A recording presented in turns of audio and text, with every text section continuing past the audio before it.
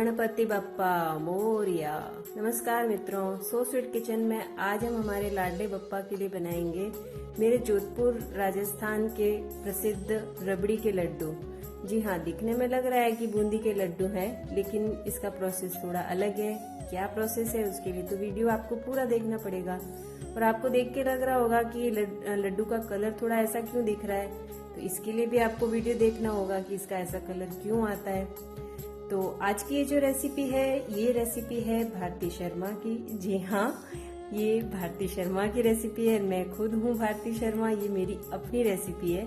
ये लड्डू मैंने खाए तो बहुत है, लेकिन पता नहीं था कि कैसे बनते होंगे। अब स्वाद इतना अच्छा लगता था तो थोड़ा सा दिमाग लगाया कि बूंदी के लड्डू तो बनाने आते ही हैं, बूंदी के लड्डू कैसे बनाते हैं। तो रबड़ी जब बोला है तो कुछ तो रबड़ी के साथ किया होगा, और मैंने बना के देखा तो एकदम बढ़िया बन गए।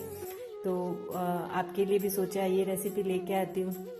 और आज की ये रेसिपी की फरमाइश हुई है इंस्टाग्राम पे, जयश्री जी नाम से है मेरी फॉलोअर। उन्होंने ये फरमाइश की थी कि बूंदी के लड्डू की रेसिपी डालें। तो जयश्री जी, आज की ये रेसिपी स्पेशली आपके लिए है।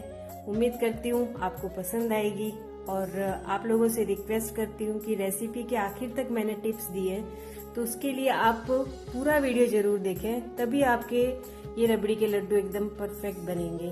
तो चलिए जल्दी से शुरू करते हैं। रबड़ी के लड्डू बनाने के लिए मैंने यहाँ पे 250 ग्राम जितना बेसन लिया है। बेसन आप कोई भी ले सकते हैं, जो रेडीमेड पैकेट आता है वो भी ले सकते हैं, या पिसवा के भी ले सकते हैं। इसमें कुछ ऐसा नहीं है कि बारीक मोटा, कुछ भी नहीं, कोई भी बेसन ले सकते हैं। इस बेसन को एक बार छान लेंगे। छानना इसलिए जरूरी है कि इसमें कुछ गांठें होती है तो वो निकल जाएगी, और इसमें थोड़ा सा एरिएशन भी हो जाएगा, इसलिए छानना जरूरी है। छान के फिर ये गांठों को ऐसे दबाते हुए छान ले। छानने के बाद मैं इसमें बिल्कुल 1 चिमटी जितना नमक डाल रही हूँ। कोई भी मीठी चीज में आप थोड़ा सा नमक डाल दें तो इसका स्वाद एकदम खुल के आता है। अब ये यहाँ मैंने आधा लीटर गाय का दूध लिया और उसको 10 से 15 मिनट के लिए इसको मैंने उबाला है। बिल्कुल रबड़ी भी नहीं बनानी है, थोड़ा सा दूध को हटाना है हमें, और इसका हम घोल बनाएंगे। तो ये थोड़ा थोड़ा करके इसमें डालेंगे और इसका घोल बनाएंगे। यहाँ पे आप हाथ से ही करें, मैं यही सजेस्ट करूंगी। विस्कर वगैरह काम में नहीं ले। हाथ से करने से क्या होता है, हमें अंदाज आता है कि कितना हुआ है मिश्रण, हमारा घोल कैसा तैयार हुआ है। और इस तरह से बड़ी परात में लेके करें तो ज्यादा आसानी होगी।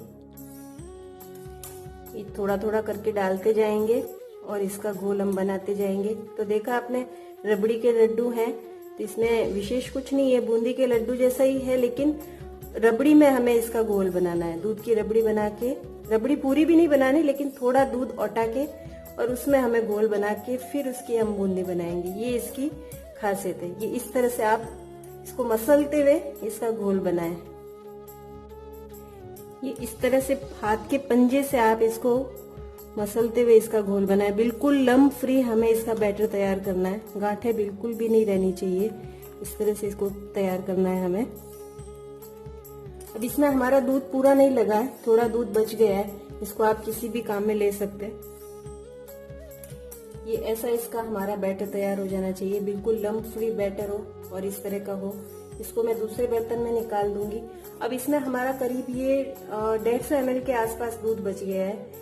तो जरूरी नहीं है कि आपका भी दूध बचे। बेसन आपका किस तरह का है उस हिसाब से दूध लगेगा, कम ज्यादा। तो लेते वक्त तो आपको आधा जो 250 ग्राम हमने बेसन लिया है, तो उसके लिए आपको आधा लीटर दूध ही तैयार करके रखना है औटा के। फिर जितना लगता है उतना लीजिए, और बाकी का आप किसी और काम में ले सकते हैं। उसको रबड़ी बना सकते हैं, उसकी वापस दही लगा सकते हैं उसका, और यूं ही पी लें तो भी चलेगा। तो ये ऐसा हमारा इसका बैटर तैयार होगा, और इसको मैं अभी दूसरे बर्तन में शिफ्ट कर लेती हूँ। ये तैयार घोल मैंने इस बर्तन में शिफ्ट कर लिया। अब इसको हमें कम से कम 10-15 मिनट के लिए रेस्ट होने देना है, जिससे कि बेसन और दूध अच्छी तरह से मिक्स हो जाए। और फिर हमें अंदाज आएगा, देखेंगे हम, अगर और जरूरत लगी तो इसमें दूध और डालेंगे। तब तक हम अपनी चाशनी बना लेते हैं। चाशनी बनाने के लिए मैंने यहाँ पे स्टील की कढ़ाई ली है। इसमें मैं डाल रही हूँ 300 ग्राम जितनी शक्कर, और 300 ग्राम शक्कर में 200 ml जितना पानी ले रही हूँ। इसकी हमें कोई तार वाली चाशनी नहीं बनानी है। अब मैं गैस चालू कर दूंगी। तो हमें इस चाशनी का कोई तार नहीं बनाना है, सिर्फ शक्कर पिघल जाए और थोड़ी चिपचिपी लगने लग जाए उतना ही हमें इसको उबालना है, कोई तार नहीं बनाना है इसके लिए। ये देखिए हमारी शक्कर पूरी पिघल गई है और इसमें चाशनी में उबाल भी अच्छा आ गया है। अब मैं इसमें डाल रही हूँ कुटी हुई इलायची, पाउडर नहीं डाल रही मैं, कुटी हुई इलायची डाल रही हूँ, उसका स्वाद ज्यादा अच्छा आता है। और मैंने थोड़ी सी केसर भिगो के रखी थी पानी में, वो इसमें डाल रही हूँ। एक बार थोड़ा इसको हिला लेंगे। एक बार चाहे तो चाशनी चेक कर ले, बस ये हाथों को थोड़ी चिपचिपी लगनी चाहिए, बाकी इसका तार कुछ भी नहीं बनाना है। अब मैं इसमें 2 से 3 बूंद जितना नींबू का रस डाल रही हूँ, जिससे ये शुगर का क्रिस्टल नहीं बनेगा। और ये चाशनी हमारी तैयार है, इसको ढक के एक तरफ रख देंगे। अब मैंने एक फ्राइंग पैन लिया है, ये थोड़ा चौड़ा लिया है मैंने, ताकि एक बार में हमारी ज्यादा बूंदी तली जा सके। और इसमें मैं डाल रही हूँ देसी घी। ये रबड़ी के लड्डू देसी घी में ही तले जाएगी इसकी बूंदी। आप तेल में तलेंगे तो वो मजा नहीं आएगा, स्वाद नहीं आएगा उतना बढ़िया। तो तलने के लिए मैं इसमें घी ले रही हूँ। घी गर्म हुआ है इतनी चेक करने के लिए मैं इसमें बिल्कुल थोड़ा सा 1 बूंद डाल के देखती हूँ। हो गया है, अच्छा गर्म हो गया है।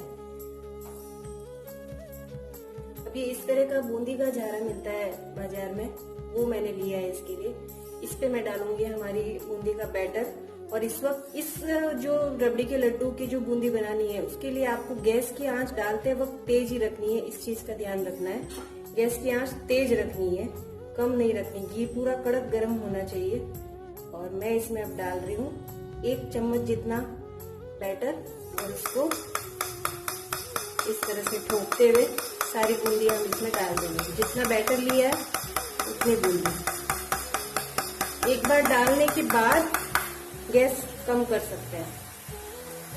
ये देखिए सिर्फ 1 से 1.5 मिनट में हमारी बूंदी ये तल के तैयार होगी। इसमें गैस की आंच तेज रखनी है, तभी ये बूंदी आपकी इस कलर की सिकेगी। हमें डार्क कलर की सेकनी होती है ये बूंदी, इस पे गैस की आंच तेज रखनी है।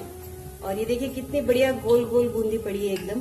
तो मैं सजेस्ट यही करूंगी कि आप ये झारा आपके पास हो तो बेहतर, उस झारे में ज्यादा अच्छी बनेगी। अभी इसमें से निकाल के सीधा चाशनी में डाल दूंगी। चाशनी हमारी दूसरी तरफ तैयार है, डायरेक्ट इसको चाशनी में डाल देना है और एक बार हिला लेंगे। दूसरा पाया इसी तरह से मैं सारी बूंदी तलूंगी। गैस की आंच मैंने फिर से बढ़ा दी है। अब अगर आपके पास ऐसी जाली है स्टील की, तो मैं आपको इसमें भी दिखा देती हूँ। इस जाली में भी डाल के और इस तरह से आप ठोकेंगे तो आपकी बढ़िया बूंदी बन जाएगी। वैसे इसमें झारे का ऐसा कुछ नहीं है बूंदी के लिए। आपका बैटर अगर परफेक्ट बना है बूंदी का, तो आप किसी भी जाली से बना सकते हैं, किसी भी जारे से बना सकते हैं। इस तरह से ठोकते हुए बूंदी निकालनी है।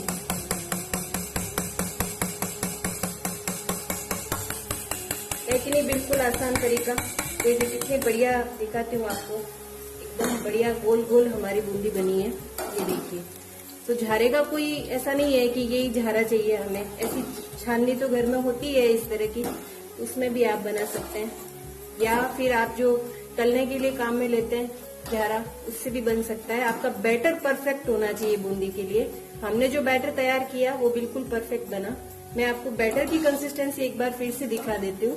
पहले ये बूंदी मैं इसमें से निकाल लूंगी। ये देखिए हमारा बैटर ये इस तरह का होना चाहिए, आपको दिख रहा होगा। मैं थोड़ा और जूम करके दिखाती हूँ।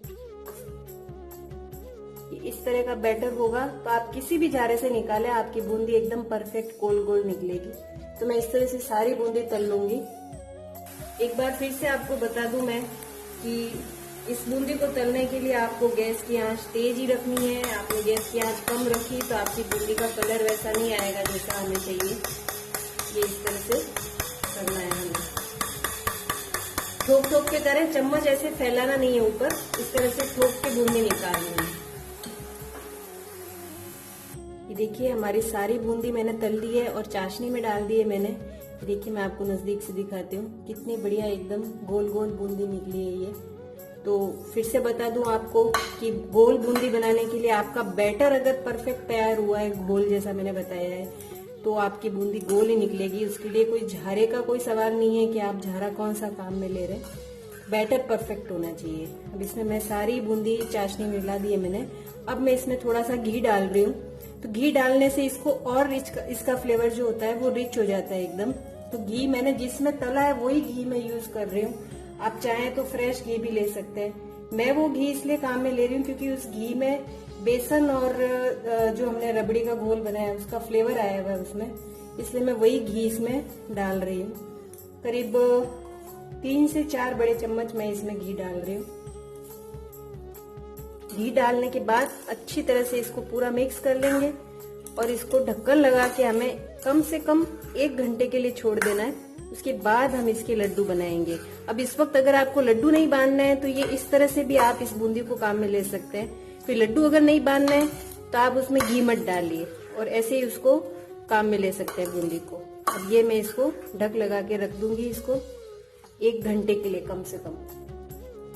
ये 1 घंटा हो गया है, मैंने बूंदी रख दी थी ढक्कन लगा के। तो अब इसको चेक कर लेते हैं एक बार कि बंद रहे कि नहीं। ये देखिए बिल्कुल आसानी से बूंदी एकदम सॉफ्ट हो गई है और चाशनी पूरी पी ली है बूंदी ने अच्छी तरह से। अब इसमें थोड़े से बादाम के कतरन डाल रही हूँ मैं। बादाम मैंने गर्म पानी में डाल दिए थे, फिर उसका छिलका उतार के और उसको काट लिया था।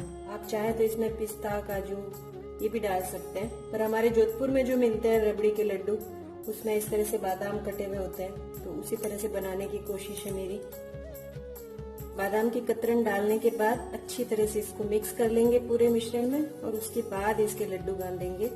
अभी भी इस वक्त बता दूं, आप अगर लड्डू ना बांधना चाहें तो ये ऐसे भी काम में ले सकते हैं, ऐसे भी इसको खा सकते हैं, पर हम आज यहाँ पे इसके लड्डू बांधेंगे।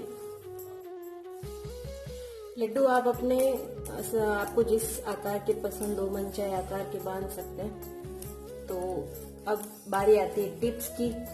तो इस रेसिपी में आपको क्या ध्यान रखना है कि एक तो आपका जो घोल है बूंदी का वो एकदम परफेक्ट होना चाहिए, तभी आपकी बूंदी गोल गोल पड़ेगी एकदम। मैंने आपको कंसिस्टेंसी बताई है उसकी कैसी होनी चाहिए। और फिर दूसरा कि आप जब बूंदी तलेंगे तो घी पूरा गर्म होना चाहिए।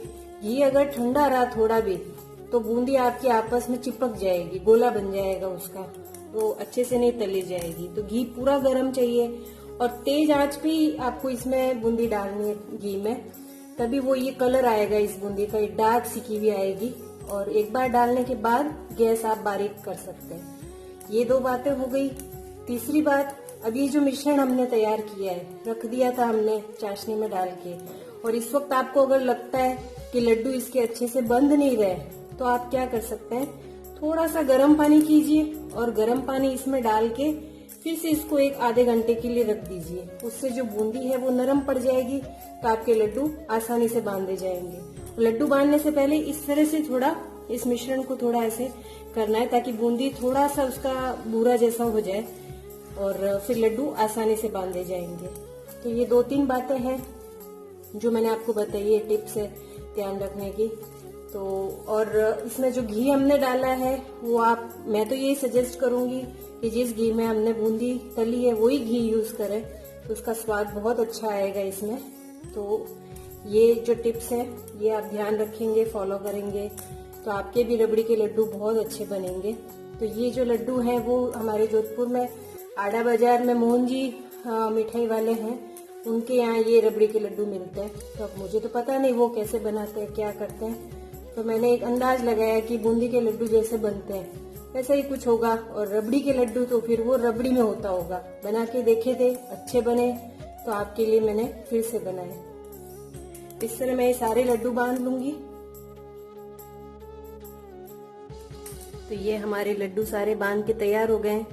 आप देख सकते हैं सिर्फ 250 ग्राम बेसन में कितने सारे लड्डू बन गए, एकदम बढ़िया। और ये मैं आपको नजदीक से दिखाती हूँ, इसका टेक्सचर कैसा दिखेगा, इस तरह के दिखेंगे लड्डू। तो उम्मीद करती हूँ आप लोगों को आज का ये वीडियो मेरा पसंद आया होगा।